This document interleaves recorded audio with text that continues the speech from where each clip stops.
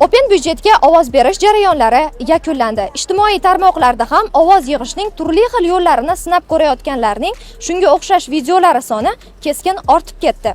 Bugun biz bu yilgi ushbu jarayon qanday kechgani, aholining munosabatini o'rganish maqsadida ularga mikrofon tutdik.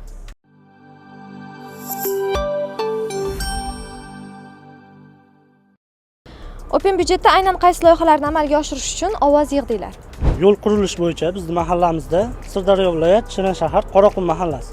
Asosan asfalt, maktab, bog'cha shunaqa. Bizga asosan mahallamiz Qashqadaryo viloyati Kitob tumani Sariosiyo qishlog'i uchun asfalt yo'l qurilishi bo'yicha asfalt loyihasi bo'yicha ovoz yig'amiz biz. Masalan, asfalt qilish o'zimiz mahallamiz uchun Azot, Qashqadaryo viloyati G'uzor tumani.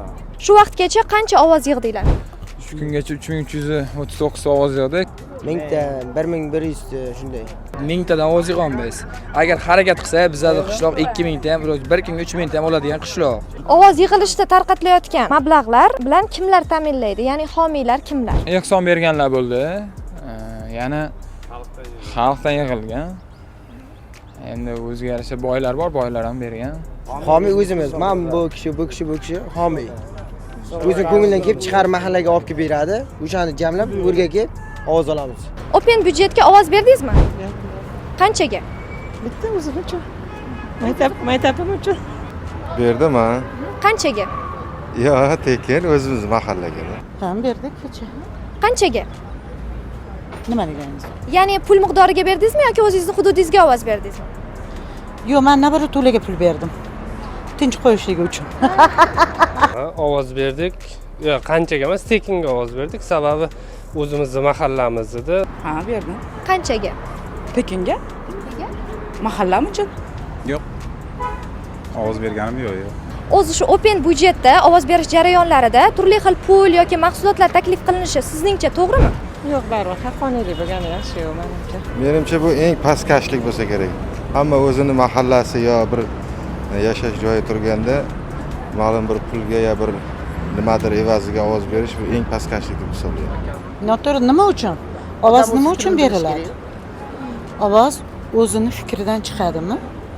O'sha yurtimizga kerakli narsalar, mana kerakli o'sha byudjetni qilib turib, kerakli joylarga ishlatiladimi? Men endi uni sotib olish g'alati emasmi?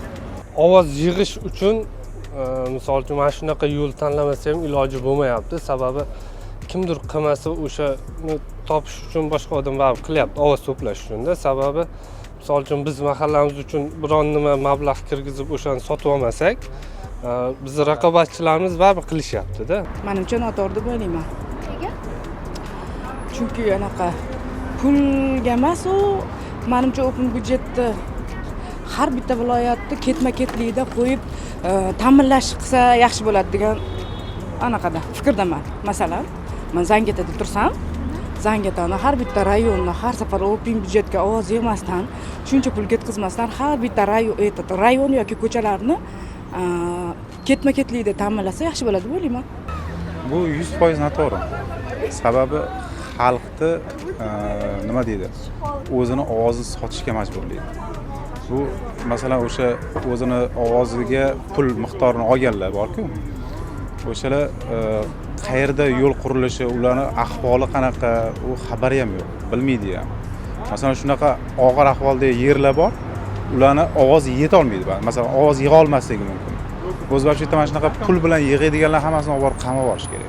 Davlat tomonidan ajratilayotgan mablag'lar to'g'ri yo'lga yo'naltirilishi uchun nima qilish kerak deb o'ylaysiz? Shaffof bo'lish uchun jarayon. Menimcha qandaydir yo'llarni ishlab chiqish kerak-da. Chunki hozir bu borgan sari kuchayib ketyapti menimcha. Bugun oxirgi kun bo'lsa kerak menimcha. Bugun vaqshimon bo'lsa kerak menimcha. Bu narsani shaffof qilish uchun endi davlat qandaydir bir tadbirlar ishlab chiqish kerak-da, boshqa iloji yo'q menimcha. Tushuntirish olib borish kerak odamlarning orasida. Shuni deb bilaman.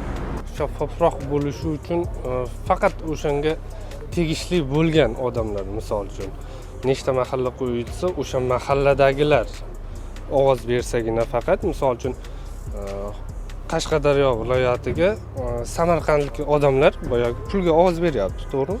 Ularga foydasi yo'q demoqchiman-da. Shaffoflik bo'lishi shunda. har bitta viloyatda aytganimdek ko'chasini ketma-ketlikda qo'ysa, mana shu o'zbek byudjetlar ko'chada narsa tarqatishlar bo'lmaydi deb o'ylayman.